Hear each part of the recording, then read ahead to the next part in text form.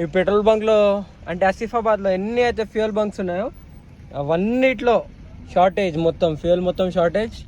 And అది ఇప్పుడు ఒక 24 కిలోమీటర్స్ అయితే రేంజ్ ఉంది. చూడండి ఎన్ని వెహికల్స్ అయితే ఆగున్నాయి.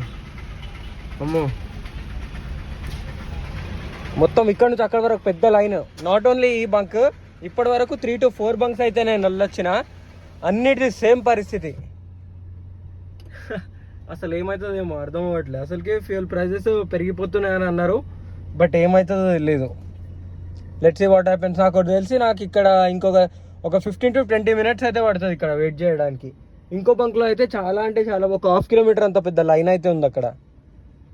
అయితే ఇట్లా వాటర్ క్యాన్స్ ప్లస్ ఆ పెద్ద ట్యాంకర్ తీసుకొచ్చిండు, ఆ ట్యాంక్, వాటర్ ట్యాంక్ని. అది ఎంత అంటే ఎన్నో లీటర్స్ ఉంటుంది, 1000 లీటర్స్ అనుకుంటా నాకు తెలిసి.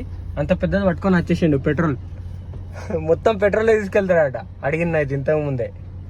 ఇంతమంది ఉన్నారు చూడండి. అసలు ఇట్లా ఎప్పుడు కాలే. ఇంకా ఇక నైట్సే ఇక ఫ్యూయల్ చేసుకోవాలంటే.